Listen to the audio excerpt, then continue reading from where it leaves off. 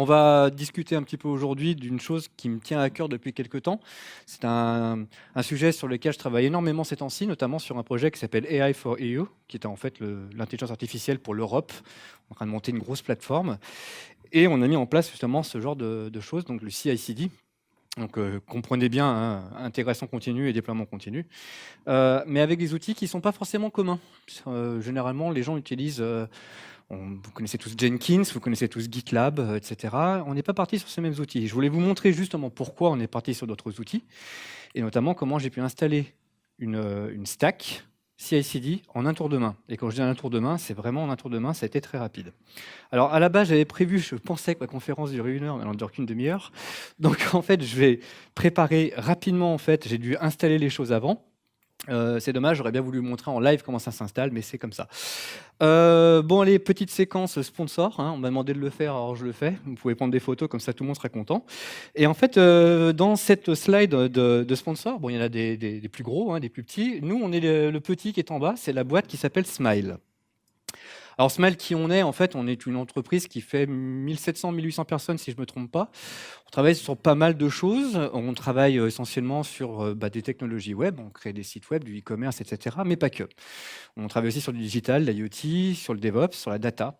On a beaucoup de pôles, on est partout en France, vraiment partout. On est à Marseille, on est à Paris, Lyon, Bordeaux, Nantes, Lille. On est aussi au Luxembourg, en Ukraine, on se trouve aussi à Casablanca, etc. Enfin, en gros, on se répand. Et on est les premiers intégrateurs européens de logiciels, d'open source. Donc, je vais essayer de passer rapidement sur la présentation pour essayer d'aller vraiment vers le cœur du sujet, mais je voulais quand même vous parler de l'équipe dans laquelle moi je travaille.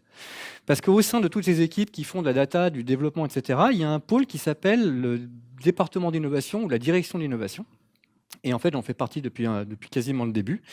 Alors là, il n'y a pas toutes les têtes, mais il y a les premiers qui étaient dans cette équipe. Donc, je n'ai pas pu la mettre à jour, malheureusement. Donc, je fais un petit coucou à Fanny et Yvi, qui font aussi partie de la direction d'innovation, entre autres. Il y a Sébastien Vincent, etc. Vous voyez que moi, je suis là, en bas à gauche, normalement, de votre écran, enfin, des écrans ici. Et vous voyez que j'ai deux vraiment sujets sur lesquels je travaille, c'est le DevOps et le machine learning. Le pôle innovation, qu'est-ce qu'on fait? On travaille essentiellement sur les technologies innovantes. Innovantes, c'est un grand mot, parce qu'en fait, on essaie de travailler sur les nouvelles technologies, l'intelligence artificielle par exemple. Le DevOps faisait partie justement, il y a 3-4 ans, de ces nouvelles tendances sur lesquelles on a voulu travailler. Et je suis resté un petit peu sur le sujet. Et puis, dernier petit point, si vous avez envie, vous pouvez aller voir notre médium. On écrit pas mal d'articles sur beaucoup de sujets, notamment sur l'intelligence artificielle, sur le DevOps, mais aussi sur d'autres choses. On a travaillé aussi sur la réalité augmentée ces derniers temps. Et puis, on a une sorte de petite news qui se met en place, qui s'appelle la Smile Innovation Watch, qui a été mise en place par Thibaut. Vous pouvez donc vous y inscrire et puis regarder un petit peu ce dont on parle, les sujets auxquels on parle. Alors, bon, ça c'était une slide pour vous dire tout ce qu'on fait en innovation, mais grosso modo, je vous l'ai déjà dit. On parle de Smart Vision, on parle d'intelligence artificielle, de domotique, de prototypes, etc. Alors, aujourd'hui, je vais vous parler de quelques sujets. Alors, le premier sujet, hein, évidemment, c'est Docker, le grand roi, le maître des conteneurs. On ne va pas y passer 200 ans, hein, parce que je pense que vous connaissez déjà un petit peu la technologie. Je vais quand même vous parler de Rancher, parce que ils sont là. Je vais aller leur dire bonjour, ils sont super sympas. Je leur ai dit qu'il y avait des bugs. Ils vont me taper maintenant, c'est bien. Et en fait, Rancher, c'est la technologie qu'on a choisie pour pouvoir travailler sur ces stacks CI/CD. On va parler de Gitee. Donc Gitee, qui est un outil de gestion de sources, hein, l'équivalent d'un GitHub. On va parler de Drone, qui est un outil de CI/CD. Et je vais quand même vous parler un petit peu, en vous montrant un exemple, de Source to Image. Alors, Source to Image, on va en parler juste après. C'est une technologie qui, pour moi, est vraiment ultra importante dans ce genre de stack. Et finalement, vous pourrez me poser quelques questions. Si ça vous va, c'est bon. Alors, parlons d'abord de conteneurs. Vous connaissez tous Docker et Kubernetes, je pense ici. Hein, vous avez entendu parler. Docker, ça crée des conteneurs. Donc, en fait, il faut vraiment le comprendre dans le sens où ça fait des packages, parce qu'un conteneur, finalement, c'est l'exécutable. Mais on parle d'image Docker, et l'image Docker, c'est un package. C'est vraiment ce qu'on veut livrer et ce qu'on veut gérer, en fait, quand on veut travailler sur ce genre de technologie. Ce qui est intéressant avec Docker, c'est qu'il y a des entry points, donc on peut paramétrer le démarrage en lui donnant des variables d'environnement qui vont permettre de configurer l'application au démarrage. Puis ça permet d'avoir une pseudo-isolation pour pouvoir démarrer notre application. Je vais très très vite parce qu'il faut vraiment que je vous montre tout ce qui va derrière, hein. Kubernetes, pourquoi? Parce que c'est bien d'avoir Docker, c'est bien de savoir créer des images, c'est bien de savoir les builder, mais il faut aussi les déployer. Si vous les déployez comme ça, comme un sauvage sur les machines, vous allez vous faire prendre une tarte par le sysadmin derrière en vous disant t'es un malade. Je m'en suis pris. Donc du coup, j'ai plus envie de me prendre des tartes et j'ai commencé à travailler sur Kubernetes il y a à peu près 4-5 ans. Et Kubernetes, pourquoi? Parce que c'est Google, hein, donc hein, quand c'est Google qui fait quelque chose, eh ben, on se tait et on fait. Non? Vous n'êtes pas d'accord? Bon, en fait, en réalité, j'ai aussi beaucoup travaillé sur OpenShift. OpenShift est une technologie que j'adore aussi, qui est une technologie faite par Red Hat, notamment ce temps-ci OKD, qui est la version open source, enfin plutôt communautaire, on va dire, de OpenShift. Et il y a Kubernetes à l'intérieur. Bref, Kubernetes, ce qu'il y a de bien, c'est qu'il y a plein de plugins qui nous permettent de travailler efficacement sur les déploiements. Et en fait, on va aussi pouvoir travailler avec ce qu'on appelle les RBAC, donc les Role-Based Access List, Access Control, je ne sais plus exactement ce que ça veut dire. Je vous laisserai chercher sur Wikipédia. Bon, du coup, pourquoi je vous parle de Rancher? Parce que c'est bien de travailler avec Kubernetes, c'est génial. On tape plein de commandes, kubectl, etc. On fait des fichiers YAML, et puis au bout de 3 jours, on en a ras-le-bol. Et on a envie d'avoir un truc graphique qui nous montre des graphes pour avoir du monitoring, de l'alerting, pour pouvoir faire du déploiement facile.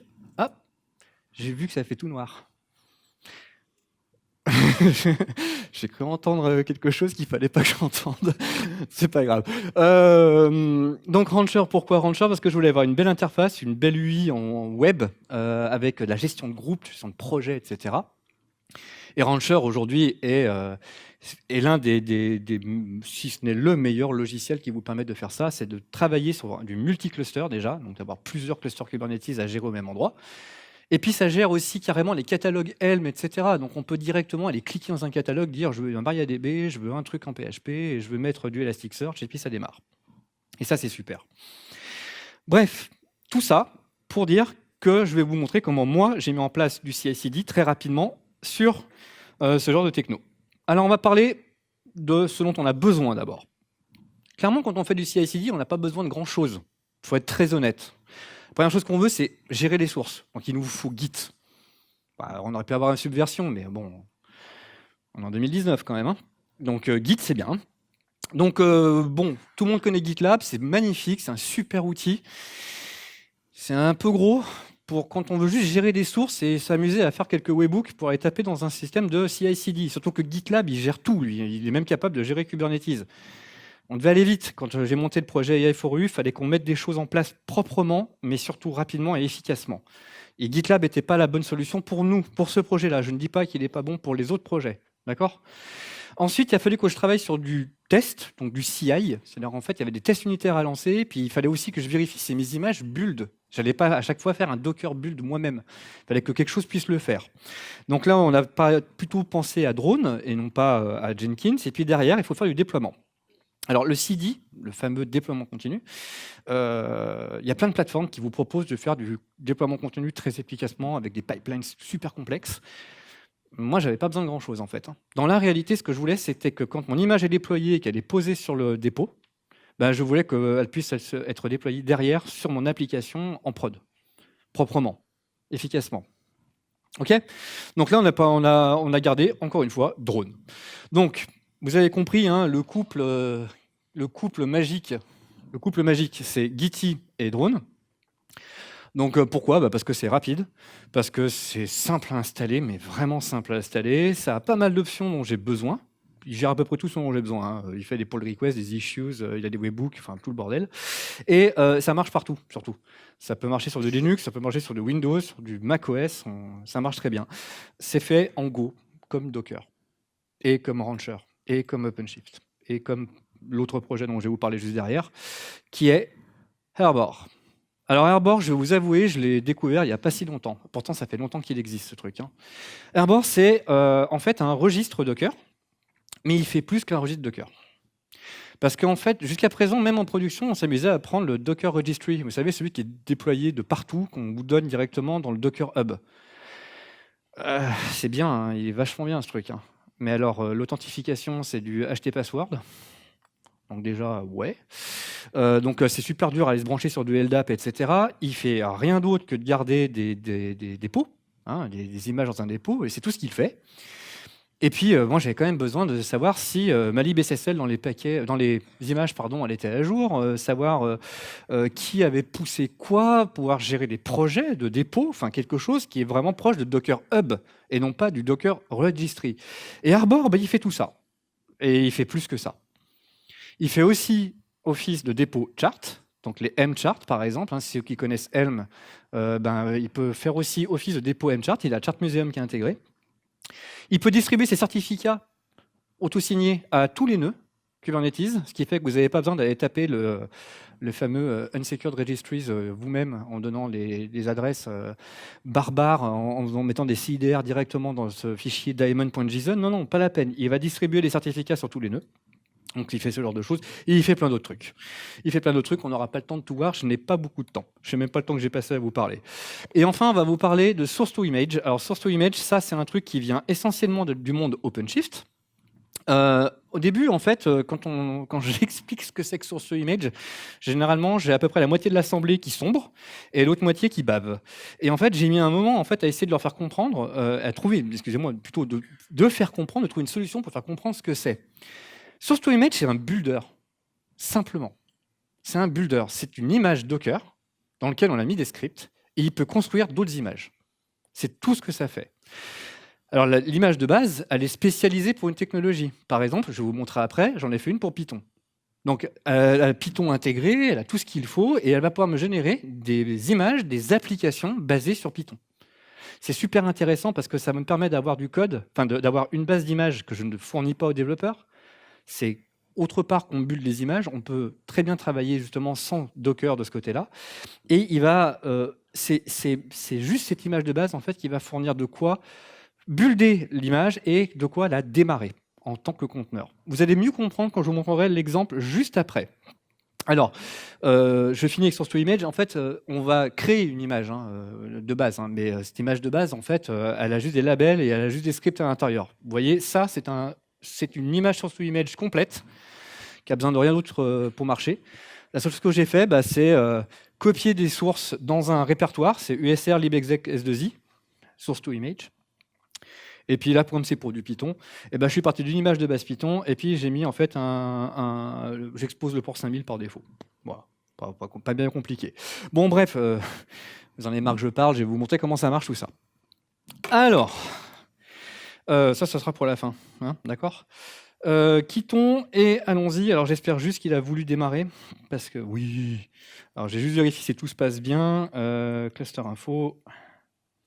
Oui, c'est bon, ça passe. Alors, normalement, si je ne me trompe pas, 192, tac, 115. Donc là, j'ai installé Rancher. Et mon Rancher, en fait, il gère un Kubernetes, un Minikube, qui est intégré directement dans l'application. Vous voyez, en fait, déjà, il faut que je m'authentifie sur l'application Rancher. J'utilise le compte admin, je n'ai pas créé des comptes à l'intérieur. Là, c'est des clusters sur lesquels je peux travailler. Il y en a un que j'ai mis, c'est Minikube. Bon, je n'ai pas déployé le système de monitoring, c'est en local. Vous comprenez bien que ma machine, en fait, si je lui avais mis tout le système de monitoring avec Prometheus, etc., en fait, vous verriez tout en 3 images secondes et ça serait bien l'enfer. Bref, du coup, qu'est-ce que j'ai fait dans ce cluster? J'ai créé quelques projets. Donc, il y a un projet CI/CD dans lequel j'ai déployé Gitee et Drone. J'ai un projet infra dans lequel j'ai mis des trucs pour faire de l'infra. Alors ici, il n'y a pas grand-chose. Au niveau application, j'ai déployé Nginx contrôleur. Nginx contrôleur, c'est juste pour pouvoir voir mes applis web directement avec une adresse en xip.io vu que je suis en local. Et en fait, dans Default, on va déployer des applications. Alors, j'en ai déjà déployé une qui marche, mais je vais vous refaire en fait toute la trame pour que ça puisse marcher. Et je vais quand même vous montrer donc du coup la stack CI/CD. Si vous regardez en fait dans le projet CI/CD, quand il va vouloir y aller, parce que je clique toujours à côté, voilà. J'ai donc mes 3 outils dont j'ai besoin: Gitee, Arbor. Oui. Ouais. On voulait fournir des jumelles à la base, mais en fait, apparemment, ça coûtait trop cher, on m'a dit. C'est bon, là? Ok. J'ai l'impression de travailler en 640-480, c'est magnifique. Les vieilles époques où on travaillait sur du CRT. Bref, Drone, Gitee, Arbor, mes 3 applications sont déployées. Pour les déployer, ça a été rapide. J'ai fait launch, Je vous remonte juste la procédure, hein. Par exemple, si je veux déployer, je sais pas moi, Gitty, je clique là-dessus, je réponds à des questions, je fais OK, ça déploie. On se pose pas de questions, hein, c'est pas ça d'ailleurs, hein, ce formulaire en fait, il est géré grâce à un fichier YAML qui est extrêmement facile à mettre en place. Je vais vous montrer comment j'en ai fait un. On s'en fiche. On s'en fiche parce que pour l'instant, ce que vous voulez voir, c'est vous voulez voir qu'il y a Gitty qui tourne. Donc Gitty, il est là. Hein, je peux me connecter avec mon compte. Tac. Donc là, j'ai fait un compte. Donc, je vais mettre c'est ça. Tac. Donc voilà, je me suis amusé à faire des choses dans des projets. Je peux pousser des choses à l'intérieur. J'ai un dépôt ou deux déjà. J'ai aussi un dépôt de charts. Donc j'ai préparé un M-chart pour pouvoir déployer des applications Python. Je vous montrerai ça juste après. Je regarde l'heure. Waouh, c'est c'est chaud. Bon, c'est pas grave. Ok, alors comment ça se passe? C'est très simple. En fait, j'ai créé un projet Python.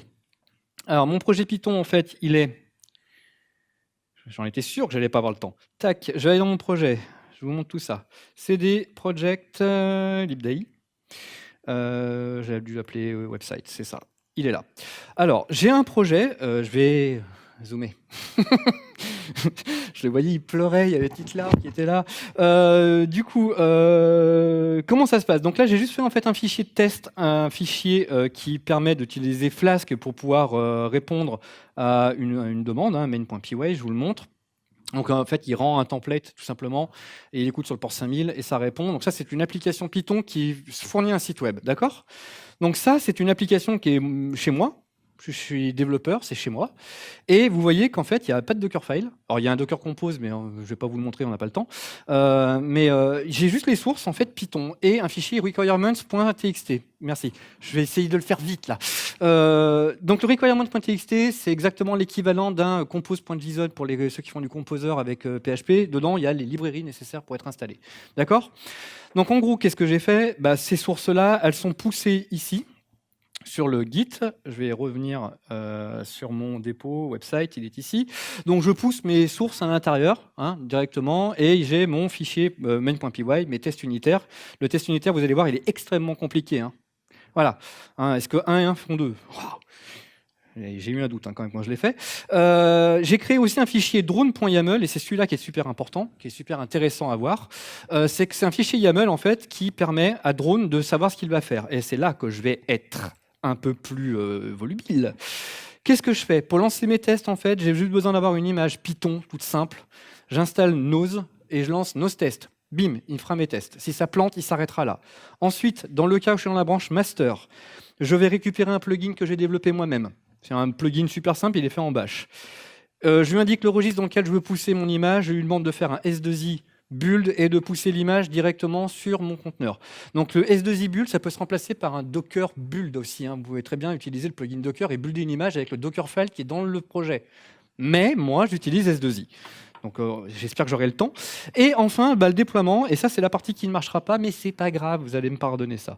Donc en fait, en gros, à chaque fois que je pousse mes sources sur Gitty, pardon, j'allais dire GitLab là, sur Gitty, drone en fait, qui est ici, drone, là. Drone, en fait, lui, en fait, il reçoit en fait un webhook, et qu'est-ce qu'il fait? Il lance les tests. Alors, qu'est-ce qu'il fait D'abord, il clone. Voilà, il clone. Vous y voyez ou je zoome? Il lance les tests. Donc là, il a fait les tests unitaires. Donc effectivement, 1 et 1 font 2. Ensuite, il fait un S2I build. Donc il build mes images, les envoie dans le registre Arbor. Et ensuite, il fait un déploiement. Donc en fait, là pour l'instant, c'est très con. Vraiment, je l'avoue. Je ne suis pas allé bien loin parce que la démo ne marchait pas pour faire une heure de travail. Mais ça faisait un curl en fait sur l'API de Rancher. Et aux joies, au miracle, à chaque fois, en fait, mon image est poussée sur Arbor. J'ai presque fini. Plus de bouteilles. Allez. Non, c'est pas la bonne...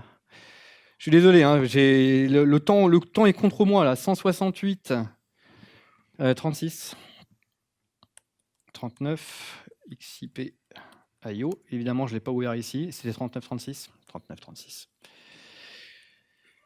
Excusez-moi. Tac, 39, 36. Tac. Oui, on sait.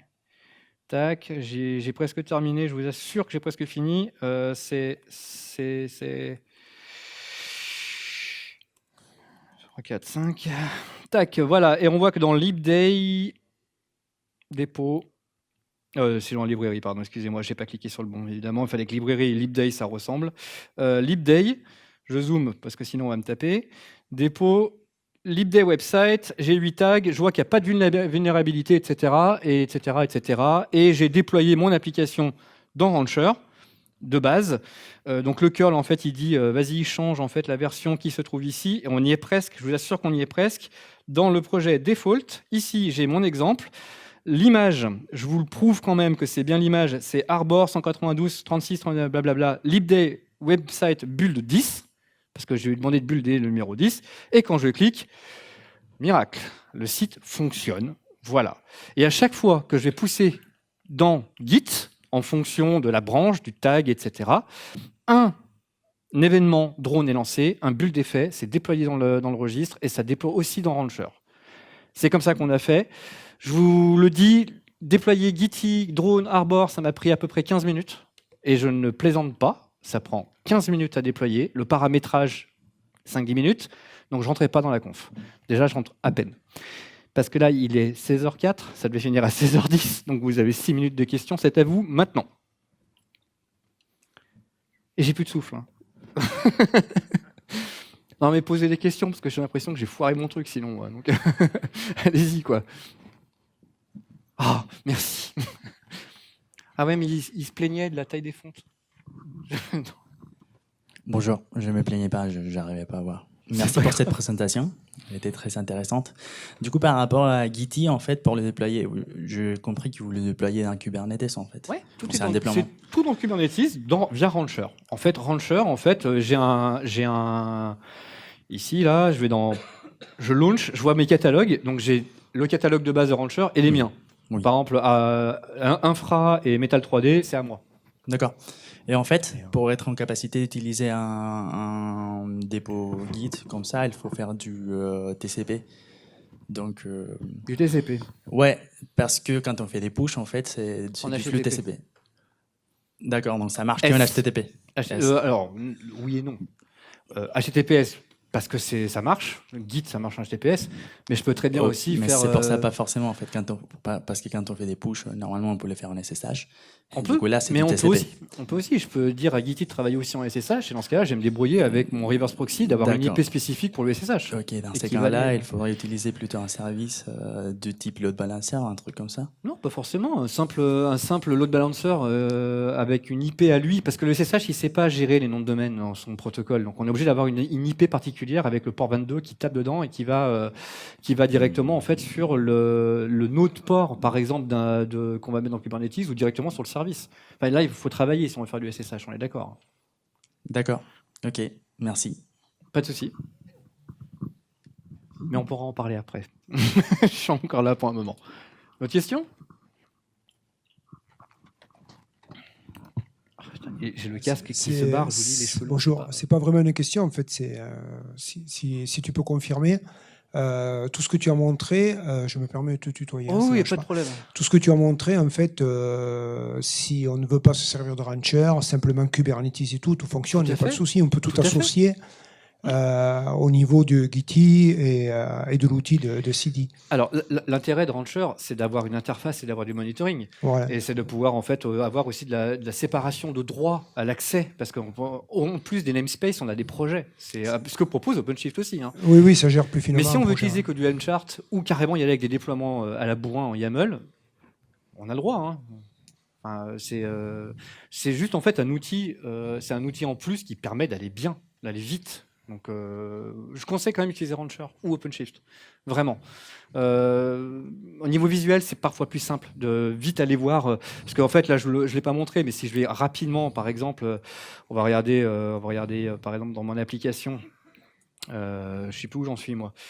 Vous m'avez fait speeder apps, pardon, ici. Si je vais dans mon application exemple, là, directement, j'ai une vue complète en fait, de mon workload et des services. Et puis, sur mon workload, quand je clique dessus, je peux très bien, en fait, ici, aller voir mes logs directement. Donc ça, c'est les logs de mon application. Et puis, je peux aussi avoir un shell directement. Execute shell, voilà, et là je peux en fait directement aller accéder à ça, taper des commandes à l'intérieur, etc. Ah oui, c'est plus qu'un simple dashboard de Kubernetes. Voilà, c'est un vrai dashboard. Mais, on peut le faire avec kubectl, hein. Ça marche aussi bien, voir les logs et faire des exécutions de shell, ça marche très bien avec kubectl. Je le fais régulièrement. Mais quand on a des gens qui sont pas à l'aise avec la ligne de commande, qui n'ont pas kubectl chez eux, ou alors quand je suis à l'extérieur et qu'on m'appelle parce qu'il y a un vrai problème avec la plateforme, je vais vite sur le launcher, je me connecte, bim, j'ai accès à tout, quoi. Quand même plus efficace. Okay. Voilà. Une autre question, et puis après je crois qu'on va terminer parce qu'il est 8. Ouais. C'est mon horloge qui fait foi. En termes de gestion des droits d'accès, ouais. Est-ce que sur ces différents outils, les comptes sont mutualisés? Enfin, si je oui, veux ouvrir le droit à une personne sur un projet, ouais. ça se synchronise partout ou est-ce qu'il faut le gérer sur chaque composant? Alors, que je me trompe pas, s'il y a les gens de Rancher qui sont ici, ils ont le droit de me hurler dessus si je dis une grosse bêtise. Je crois que Rancher, on peut connecter un LDAP ou faire de l'OAuth2, pas sûr, parce que je ne l'ai pas fait. Je pense que ça veut dire non, en fait. La machine, elle me punit, là. Par contre, ce que je sais, c'est que Gitee, oui, il sait faire de l'OAuth2 et il sait se connecter à un LDAP, et Drone utilise l'authentification de Gitee. C'est-à-dire que quand je me connecte sur Drone, il faut que je me connecte avec le compte Gitee en OAuth2. Donc oui, tout est mutualisable, il n'y a aucun problème. Enfin, je ne suis pas sûr pour Rancher, vraiment. Je suis quasiment sûr qu'ils y ont pensé. Mais ça se trouve, je mens. Donc, ne me prenez pas... Enfin, je ne suis pas parole d'évangile. Allez directement leur demander. Ils sont à l'étage, au premier étage, et ils sont super sympas. Est-ce qu'on a le temps d'une dernière question, vu que c'est la pause derrière? Vous avez le droit? Oh, vous êtes gentil. Enfin, je pense pas qu'il y en ait, en fait. Dernière question? Non, en fait, ils sont tous... Ah, si. Oui, moi j'ai pas bien compris si Arbor rentrait dans dans les tests en fait avant de pousser l'image dans Rancher. Non, pas dans mon exemple. Est-ce que c'est possible par exemple que la détection de vulnérabilité fasse fail Tout à fait. Alors il y a plein de choses en fait. Par exemple, Arbor, en bas, il y a un truc qui s'appelle API Explorer. Vous allez reconnaître Swagger. Et en fait là, je peux très bien faire un appel à Arbor en disant les tests de vulnérabilité, ils sont bons ou pas? Et refuser le build. Refuser de pusher. Mais autre chose, par contre, que j'ai le droit aussi de faire, c'est plutôt que de me prendre la tête à taper directement dans l'API, il y a un truc qui est bien, c'est que sur mon projet libday, il y a une configuration ici, et on peut dire j'empêche les images vulnérables de fonctionner. Et là, je lui ai dit analyse automatiquement les images quand elles arrivent. C'est décoché par défaut. Mais ça, c'est super bien, ça, parce que ça, du coup, ça me permet d'éviter d'aller faire des appels à l'API. Mais je l'avais décoché dans le doute, parce que comme je voulais faire des tests rapides, voilà. Dans la réalité, je n'ai malheureusement pas le temps de vous montrer, mais quand on a travaillé sur AI4EU, c'est un gros cluster quand même de Kubernetes qu'on a installé avec RKE sur du CoreOS. On a mis Rancher derrière, et on a donc un environnement de prod, de pré-prod et de test. Et en fait, Drone, c'est exactement où il a déployé en fonction des tags, etc. Et il y a toute une batterie de tests derrière qui s'est mise en place. Et ça tourne tout seul. Aujourd'hui, ce qui est génial, c'est que j'ai une équipe qui est extérieure à Smile, qui pousse sur leur Git à eux. Ils ont leur test unitaire qui tourne chez eux. Ensuite, ils poussent sur mon Gitee. Gitee, lui, il va taper dans Drone. Il fait des bulles d'images. S'il y a un problème, ils se prennent un mail d'insulte. Ensuite, en fait, ça déploie au bon endroit. Ça, on peut envoyer un mail pour dire à quelqu'un, ça y est, il y a quelqu'un qui a fait ça. Donc, je peux aller voir mon environnement de test. Si c'est bon, la pull request, en fait, je la valide et hop, ça me met en pré-production. La pré-production étant validée, je peux ensuite après prendre le tag et le foutre directement en production. Et c'est comme ça qu'on fait depuis maintenant 3 mois sur ce projet. Et ça se passe super bien. Alors, il y a d'autres trucs. Hein. Je ne vous ai pas parlé de Velero, par exemple, qui va faire les sauvegardes des environnements, etc. On a vraiment tout mis en place. Mais aujourd'hui, avec Rancher, Docker, Kubernetes, tous les outils qu'il y a derrière, Gitee, Drone, etc., vous pouvez très bien en fait, travailler professionnellement sur les très gros projets sans avoir besoin d'avoir la grosse artillerie pour faire ce genre de choses. C'est ça que je voulais vous montrer aujourd'hui. J'espère que je vous l'ai montré. Je vous remercie.